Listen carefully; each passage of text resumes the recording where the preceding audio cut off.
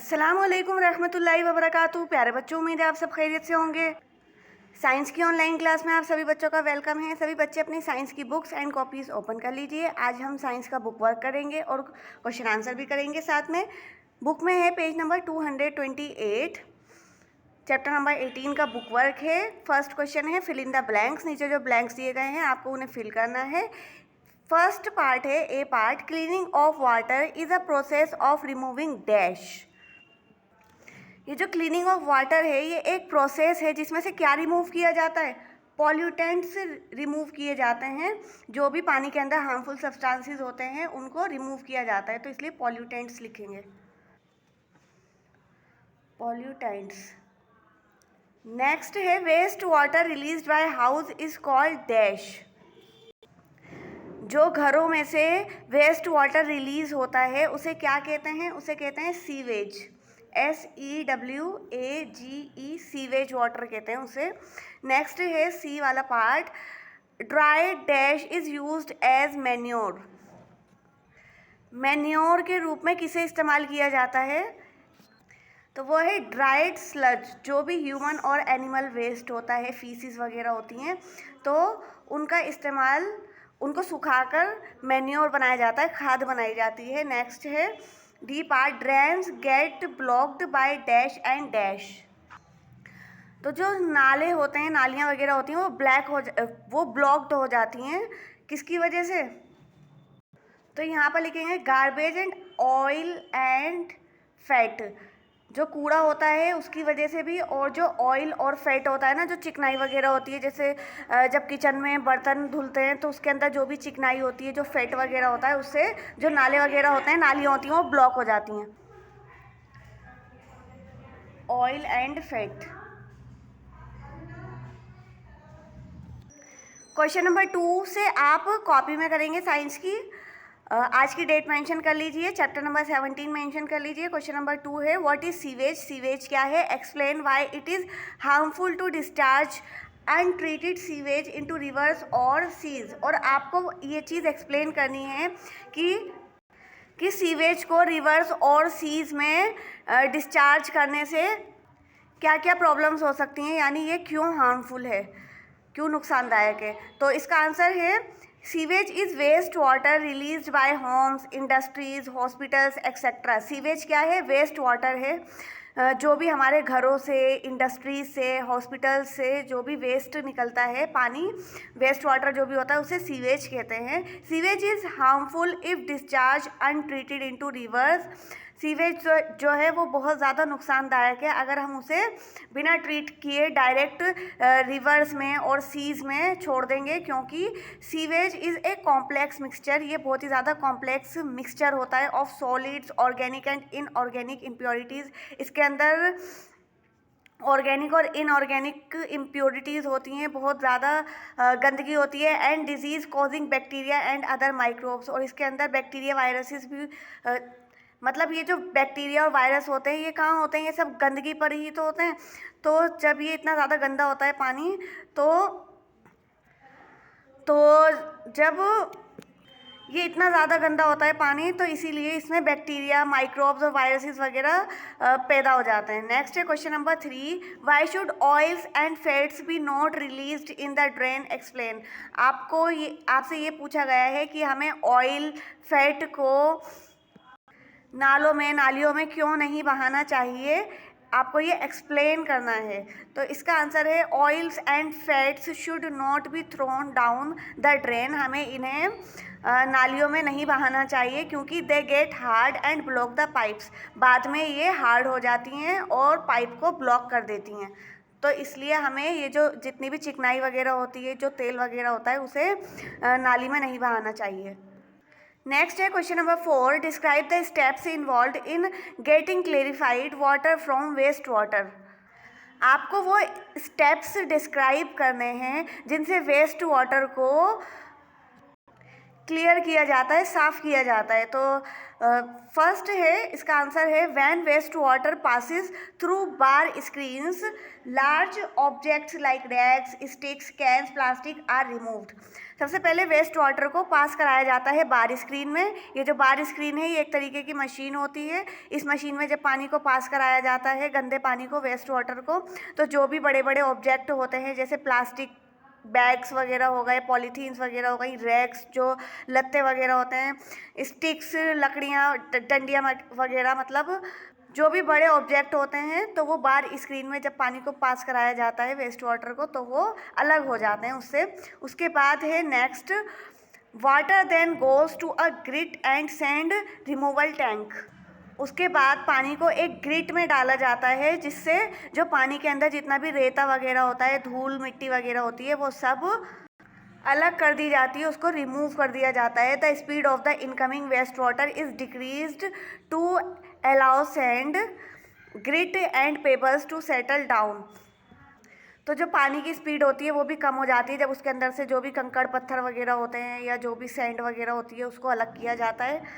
उसके बाद है next third, the water is then allowed to settle in a large tank which is sloped towards the middle. Solids like feces settle at the bottom and are removed with scraper. उसके बाद जो पानी है उसको बड़े से tank में separate किया जाता है। मतलब एक ऐसी मशीनरी होती है झूले टाइप की, इस तरीके से ऐसी होती है। तो जब उसमें से पानी को छोड़ा जाता है और बड़े बड़े टैंक्स में सेपरेट किया जाता है तो जो फीसिस वगैरह होती है ह्यूमन वेस्ट, एनिमल वेस्ट की, तो वो जो होती है वो सारी पानी में ऊपर की साइड आ जाती है, फिर उसको रिमूव कर दिया जाता है। नेक्स्ट है fourth, air is pumped into clarify water to help aerobic bacteria to grow. Bacteria consume human waste, food, soap and other unwanted matter that still remain clarified water. अब उसके बाद जब पानी को इतना साफ़ कर दिया जाता है उसके बाद तो जो भी वेस्ट वाटर बचता है उसके अंदर एयर को पास कराया जाता है। तो इससे क्या होता है, जो एरोबिक बैक्टीरिया होते हैं वो ग्रो करने लगते हैं और उसके बाद वो जो बैक्टीरिया होते हैं वो क्या करते हैं, जो भी फूड होता है, ह्यूमन वेस्ट होता है, सोप वगैरह होती हैं और भी जो अदर मटेरियल रह जाता है वाटर के अंदर, वो जो बैक्टीरियाज होते हैं वो उसको कंज्यूम कर लेते हैं। और ये वाला प्रोसेस तब तक किया जाता है वेस्ट वाटर के साथ जब तक पानी अच्छे से क्लेरिफाई ना हो जाए। अब है next, after several hours the suspended microbe settle at the bottom of the tank as activated sludge, the water is then removed from the top. अब कुछ घंटों बाद क्या होता है, जो माइक्रोब्स होते हैं वो सारे बॉटम पर आ जाते हैं और फिर है ये स्लज किसे कहते हैं, जो ह्यूमन और एनिमल वेस्ट होता है ना, फीसिस, उसे कहते हैं। तो ये जो स्लज है ये सारा ऊपर की साइड आ जाता है।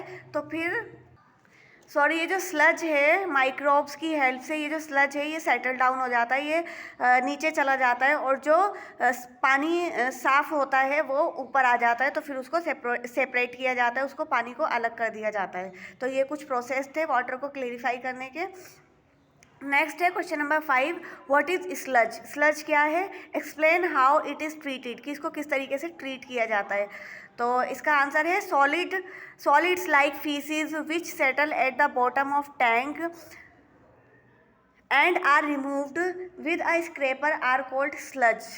स्लज किसे कहते हैं, सॉलिड्स लाइक फीसिस, जो ह्यूमन वेस्ट होता है ना, नॉर्मली ह्यूमन फीसिस समझ लीजिए कि ह्यूमन फीसिस को ही स्लज कहते हैं। The sludge is transferred to a separate tank where it is decompose by the anaerobic bacteria. उसके बाद जो स्लज है उसको ट्रांसफ़र किया जाता है अलग टैंक में, जिसमें जो एनएरोबिक बैक्टीरिया होते हैं वो उसे डिकम्पोज करते हैं। एनएरोबिक बैक्टीरिया कौन से बैक्टीरिया होते हैं, जो जिन्हें ऑक्सीजन नहीं चाहिए होता, वो विदाउट ऑक्सीजन यानी कि बिना ऑक्सीजन के भी वो रह सकते हैं, सर्वाइव कर सकते हैं। The biogas produced in the process can be used as fuel.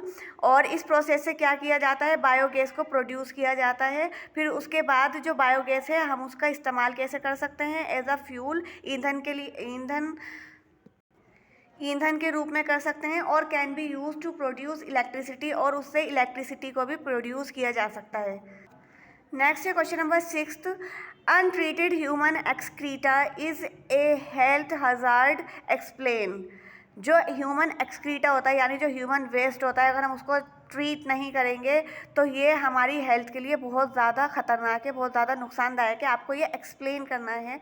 तो इसका आंसर है ह्यूमन एक्सक्रीटा में कॉज वाटर पोल्यूशन। जो ह्यूमन एक्सक्रीटा होता है उससे क्या होता है, वाटर पोल्यूशन होता है and soil pollution. Water pollution भी होता है और सॉइल पोल्यूशन भी होता है। Both the surface water and ground water get polluted. इससे सरफेस वाटर भी पोल्यूट होता है और ग्राउंड वाटर भी पोल्यूट होता है। Ground water is a source of water for wells, tubewells, springs and many rivers. अब जो ग्राउंड वाटर होता है, जो ज़मीन का पानी होता है, उससे मतलब जो कुओं में जो पानी होता है, ट्यूबवेल में जो पानी होता है, झरनों में जो पानी होता है, वो सारा कौन सा पानी होता है, वो सब ग्राउंड वाटर होता है। और बहुत सारी नदियों में भी ग्राउंड वाटर ही होता है। Thus it becomes the most common route for water-borne diseases. They include cholera, typhoid, polio, etc. अगर हम इस वेस्ट को अच्छे से ट्रीट नहीं करेंगे तो क्या होगा, ये मतलब जो ग्राउंड वाटर है ये बहुत ही कॉमन रूट है। रूट कहते हैं रास्ते को, यानी कि ये बहुत ही कॉमन तरीका है एक तरीके से।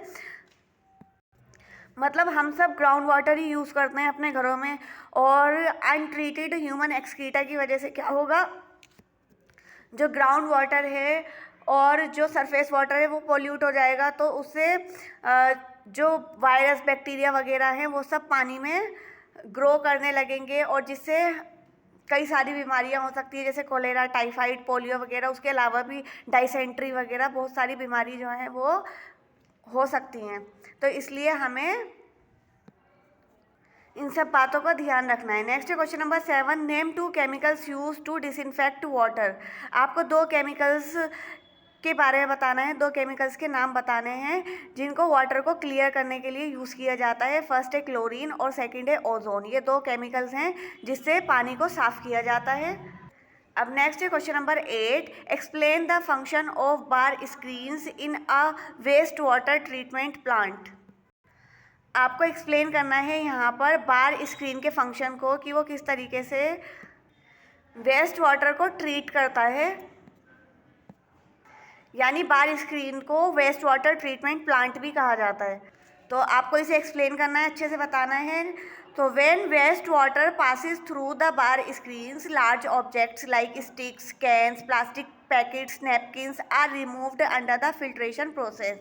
जब बार स्क्रीन में वेस्ट वाटर को पास कराया जाता है तो जो भी लार्ज ऑब्जेक्ट्स होते हैं, जैसे कि स्टिक्स हैं, कैन्स हैं, प्लास्टिक पैकेट्स हैं, नैपकिन्स हैं, ये सब कुछ रिमूव हो जाते हैं पानी में से। जो पानी होता है वो एक तरीके से फ़िल्टर हो जाता है, उसमें कोई भी बड़ा ऑब्जेक्ट नहीं रहता है।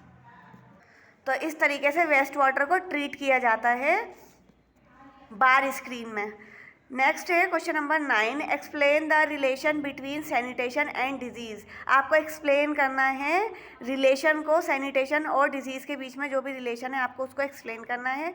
तो इसका आंसर है sanitation is the hygienic means of promoting health through prevention of hazards of waste as well as the treatment and proper disposal of sewage waste water. तो जब से कोरोना आया है तो सैनिटेशन और सैनिटाइज़र्स के बारे में तो सब बहुत ही अच्छे से जान गए हैं, जो सैनिटेशन है वो बहुत ज़्यादा हाइजीनिक होता है, हमारी हेल्थ के लिए बहुत ज़्यादा अच्छा होता है, और किस तरीके से वायरस और बैक्टीरिया से हमारी हिफाजत करता है। यानी जो जर्म्स वगैरह होते हैं हमारी बॉडी पर जो लग जाते हैं उनको ट्रीट करता है, उनको किल कर देता है। तो ये तो था ह्यूमन बींग्स के बारे में। अब यहाँ ये जो बात हो रही है ये सारी पानी के बारे में बात हो रही है, कि पानी को भी इसी तरीके से सैनिटाइज़ किया जाता है। जो भी वेस्ट वाटर होता है, जो सीवेज वाटर होता है, उसको मतलब उसको सैनिटेशन किया जाता है, उसका सैनिटेशन किया जाता है। उसके अंदर जो भी जर्म्स, बैक्टीरिया वगैरह होते हैं उनको किल किया जाता है। जैसे कि मैंने अभी आपको पीछे भी बताया था कि केमिकल्स का यूज़ किया जाता है, जैसे कि ओजोन और क्लोरीन की जो गोलियां होती हैं वो पानी में डाली जाती हैं, पानी में मिलाई जाती हैं, जिससे जो भी मतलब पानी के अंदर इम्प्यूरिटीज़ हैं वो ख़त्म हो जाएं। अगर कोई भी वायरस या बैक्टीरिया है वो सब किल हो जाए, वो उसको किल कर देते हैं। तो poor sanitation is a major cause of disease. अगर सैनिटेशन अच्छा नहीं होगा, पुअर सैनिटेशन होगा, तो वो उससे कई सारी बीमारियां हो सकती हैं of disease world wide. And improving sanitation is known to have a significant beneficial impact on households and across communities. So poor sanitation and contaminated water is the cause of a large number of disease. देखिए sanitation अगर अच्छा होगा, यानी अगर अच्छा sanitise water हमारे घर में जाएगा तो उससे जो बीमारियां हैं वो कम फैलेंगी। और अगर पुअर सैनिटेशन होगा तो जो हमारे घरों में पानी जा रहा है उससे पानी तो कितना मतलब पूरे इतने बड़े एरिया में जाता है पानी जो सप्लाई किया जाता है, तो कितने लोग बीमार पड़ सकते हैं, कितना ज़्यादा हार्मफुल हो सकता है, कितना नुकसानदायक हो सकता है ये। तो डिजीज़ से बचने के लिए प्रॉपर सैनिटेशन होना ज़रूरी है वाटर का। तो यही रिलेशन है सैनिटेशन का और डिजीज़ का कि जितना अच्छा सैनिटेशन होगा उतनी जो बीमारियां हैं वो हमसे दूर रहेंगी, और जितना पुअर सैनिटेशन होगा तो जो डिजीज़ है वो बहुत ही बड़ी क्वांटिटी में जो है वो स्प्रेड होंगी। तो इसलिए जो गवर्नमेंट है वो वाटर सैनिटेशन पे बहुत ज़्यादा ध्यान देती है ताकि पानी के ज़रिए से जो बीमारियां हैं वो कम फैलें। अब है next question number 10, outline your role as an active citizen in relation to sanitation. अब आपको अपना रोल बताना है कि एक जागरूक नागरिक होने के नाते आप सैनिटेशन में किस तरीके से हेल्प कर सकते हैं। तो फर्स्ट है an active citizen should do the following to maintain proper sanitation. Proper sanitation को मेंटेन करने के लिए जो एक्टिव सिटीजन है उसको क्या करना चाहिए। फर्स्ट है सराउंडिंग्स शुड बी क्लीन। जो भी अपने आसपास का एरिया है बोथ इनसाइड एंड आउटसाइड, देखिए घर तो सभी साफ़ कर लेते हैं, लेकिन अपने घर के बाहर का जो एरिया है आपके आसपास का, आपको उसको भी क्या रखना है, अपनी सराउंडिंग को क्लीन रखना है, साफ़ सुथरा रखना है। सेकेंड है sewage system in the home should be properly managed. और घरों के जो सीवेज सिस्टम है वो बहुत ही अच्छी तरीके से मैनेज होने चाहिए। अगर आप देख रहे हैं कि भाई कहीं से भी लीकेज हो रहा है या कहीं से भी स्मेल आ रही है तो आपको उसको फौरी क्या करना चाहिए, फ़ौरन उसका ट्रीटमेंट करना चाहिए, उसको ट्रीट करना चाहिए, किसी को भी बुलाकर बाहर से। थर्ड है सम लीकेज और other problem in the sewage system should be reported to the municipality. और अगर सीवर वगैरह के पाइप में ही आप अपने आसपास कहीं देखें कि जो बड़े वाले पाइप्स होते हैं अगर वहाँ कहीं लीकेज हो रही है तो आप क्या कर सकते हैं, आप रिपोर्ट कर सकते हैं म्यूनिसिपैलिटी में। आप वहाँ पर रिपोर्ट करेंगे, उनको एप्लीकेशन लिख कर देंगे, तो उसके ऊपर फिर क्या होगा, एक्शन लिया जाएगा। तो इस तरीके से एक्टिव सिटीज़न को सैनिटेशन को प्रॉपर मेंटेन करना चाहिए। तो उम्मीद है आपको समझ आया होगा चैप्टर।